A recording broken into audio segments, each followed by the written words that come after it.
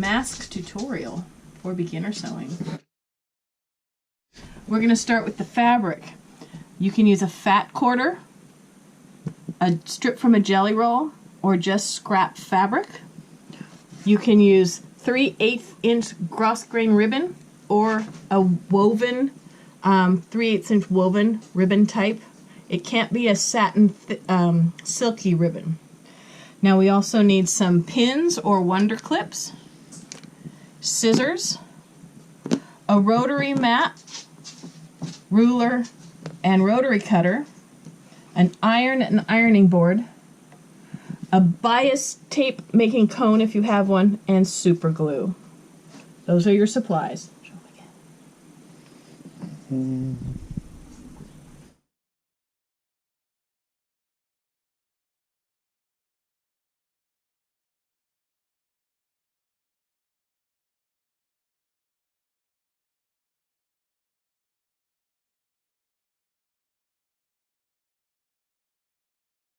This is a fat quarter.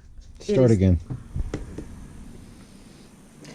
This is a fat quarter piece of fabric. It is 20 inches by 18 inches approximately. We will be able to get 2 full masks and one full mask and one piece of a mask. So we're going to cut the 20-inch length by 6 inches twice.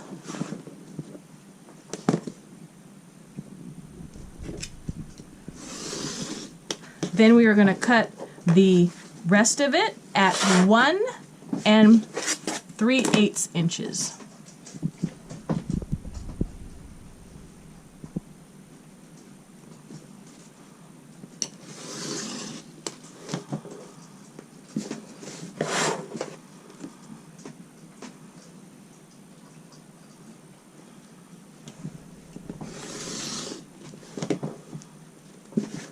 Be able to get 4 strips at 1 3/8. That will give you 2 ties for 1 mask.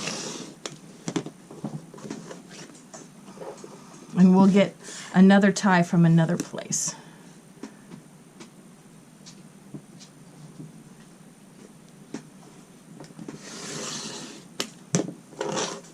Oops.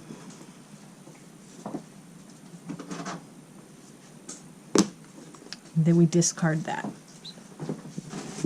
Stop. 1 strip and 1 strip for each side. I will show you how to put this together to make a simple mask.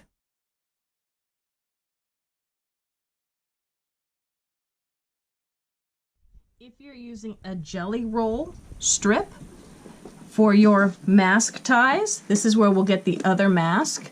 You can cut this. It will be 1 1/4 inches. It'll be a little bit short, but it'll get each side the same. 1 1/4 inch across. Just cut it in half. And then you'll have 2. And then the extra fabric from the original fat quarter, you can put those together, and these will be your 2 ties, and that'll be your face mask.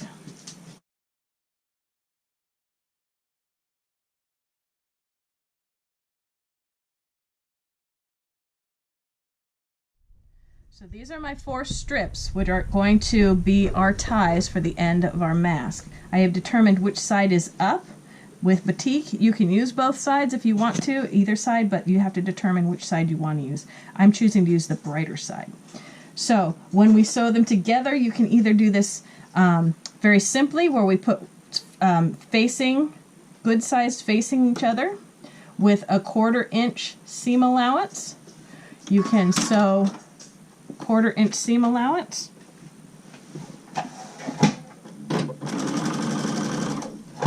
And then we'll do the next one. Good sides facing each other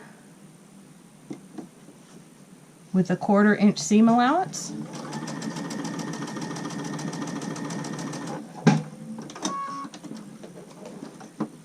Snip your threads. We will iron those flat, and we have our 2 strips. The other one we used were the jelly roll. Those are the same length strip, we just didn't have a seam.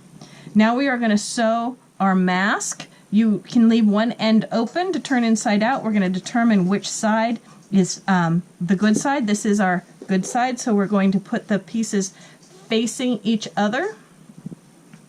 And we're going to sew from the fold to the raw edge. Again, a 1/4 inch seam allowance. And we're going to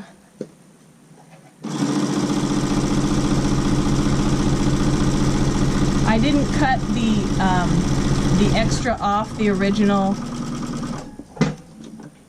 fat 1/4, so it is just a little off there, but this one is our cut side. We're going to do the same thing on this side, 1/4 inch seam allowance.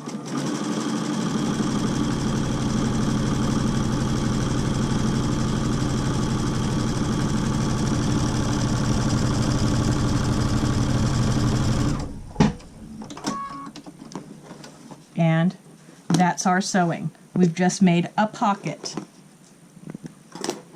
Now we're just going to turn the pocket inside out. This is your mask face. Make sure you pop the corners.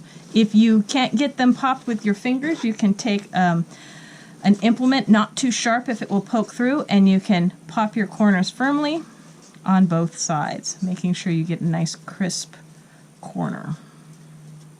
Okay, then we're going to lie it flat and finger press it so you get your seam nice and straight. Finger press it, and then we'll go to the ironing board.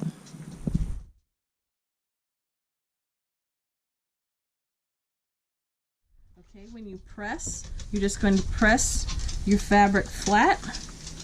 You can steam here if you want, you don't need to. Then we're going to press our seams flat on our strips. I like to do it from the top. I'm a quilter. Get a nice raw edge, nice flat edge on the top. You can do it from the back, it doesn't matter. Then we're going to make our bias strips. So I'm going to get my bias cone.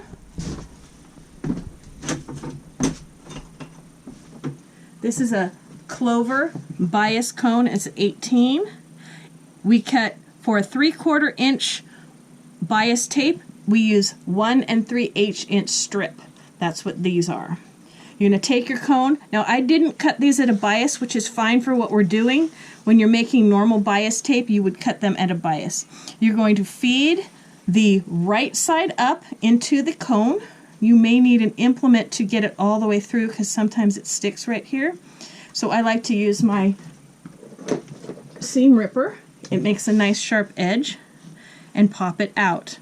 You're going to take that and you're going to press it. And as you draw the cone back slowly, keeping the fabric nice and centered, then you press at the other end of the cone. I like to use my iron to pull it. If it sticks, I just pull it with my fingers. Now when you get to the seam, you're going to need to pull it and give it extra time. Notice I'm going slowly with my bias tape maker. That way it gives it a nice seam at the end. If you have a fabric that will scorch, you might need to move a little faster. Here's my seam. I'm going to pull it, and when I get to my seam, I'm going to put my iron on there and leave it just a little bit to make sure that my seam gets nice and firmly pressed. We run that until we get to the end of our bias tape. Be a little patient here. You want your tape nice and straight. You can do this with a 1 1/4 inch strip of fabric. It will work just fine for this.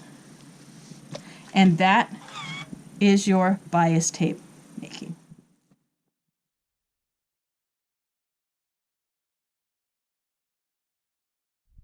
Okay, if you don't have a bias tape maker, you can do it by bringing the edges of your fabric together as you iron. Keep away from your fingers, you don't want to burn them. And this will give you a bias tape without the tool. Same bias tape without the tool. All right, there you go.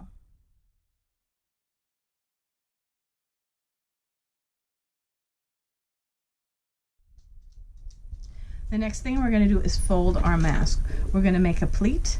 I usually fold it over about 1 inch and then back 1/4 inch. You can use clips, Wonder clips, or you can use a pin. I prefer the pin method. So I'm going to pin from out here with my point towards the end. So I will do this on this side too. The clips are not my favorite. So I pin outside and I go towards the end.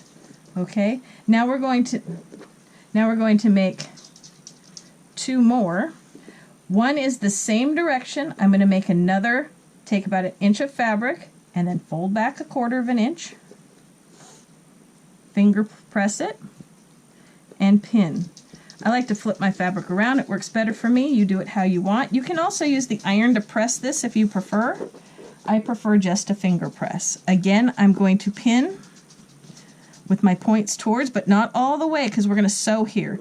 Then the next one, notice these folds go the same way. The next one's going to fold up towards you. Take 1 inch, fold it back 1/4 inch. Notice the pleats never overlap. If the pleats overlap, your sewing machine needs to be really strong to go over that. Otherwise, it protests loudly and it won't go over those pieces because there's going to be a lot of fabric in this area. Okay, so this is the back of your mask. This is the front of your mask. Doesn't matter which side you sew on unless you have a specific color that you're going to need. So that is our mask, the pleats, and then we're going to attach this with our pleats.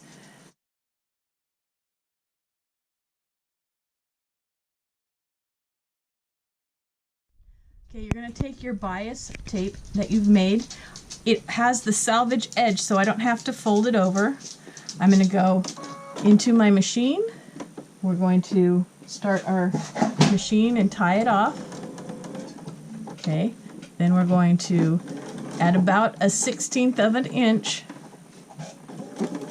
we're going to sew our bias tape.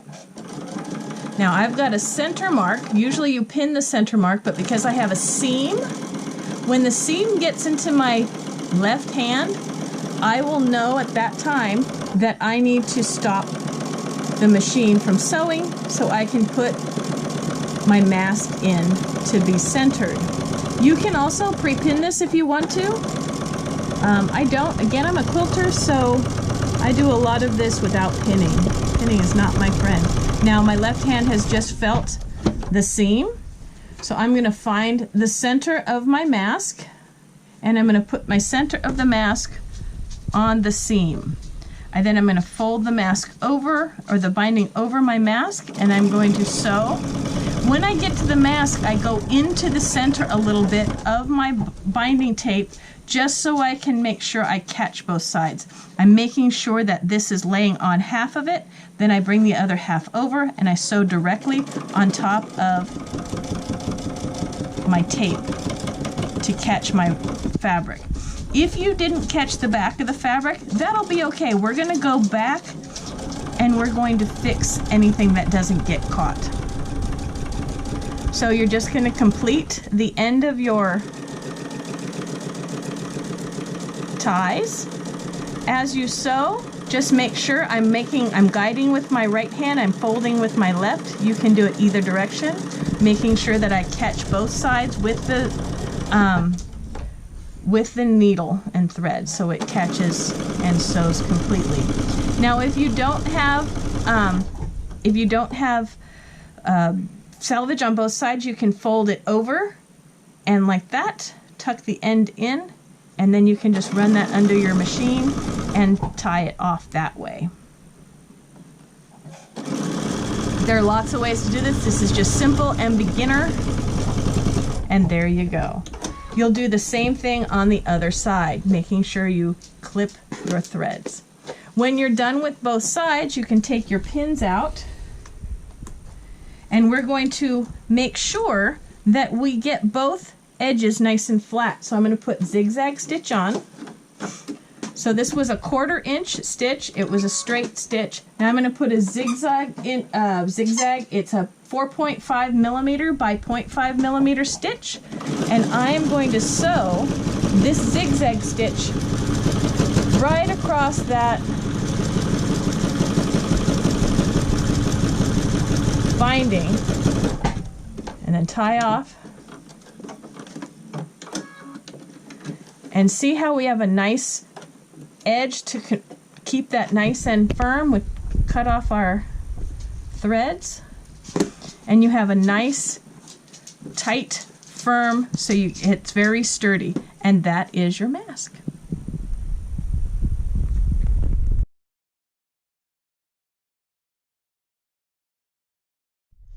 If you are using ribbon as your strings, cut to 16 to 17 inches. You're going to cut it off. Always use the grosgrain ribbon, otherwise you will have problems. You can either thread it in when it's inside out and sew it that way, or you can do a really quick seam. Again, we're going to go straight seam at 1/4 inch. We're going to sew this down.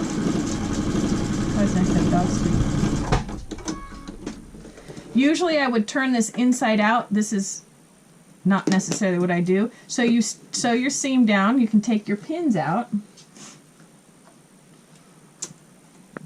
You can also, if this is too long for your face, you can fold this over. You can do it inside out. There's lots of different ways. Remember, this is the front of your mask. Because I do a lot of masks, I like to do it simple. Take the front of the mask with your grosgrain ribbon. You're going to sew a straight line. Then you're going to go backwards. Get it nice and tight. Tie off your thread. You can do matching to the fabric, matching thread to the fabric, or matching to the ribbon. It doesn't matter. So I did a raw edge here. I'm going to fold over, cover the raw edge with the ribbon, and then I'm just going to sew back on it. You can do 2 straight lines. You can do an X, whatever. I like to do 2 straight lines. I do a straight line here, and then I just flip the whole thing around and do a straight line back over. Tie off your thread, and that gives you a nice, clean, easy ribbon tie. So that is a ribbon tie. And that's it.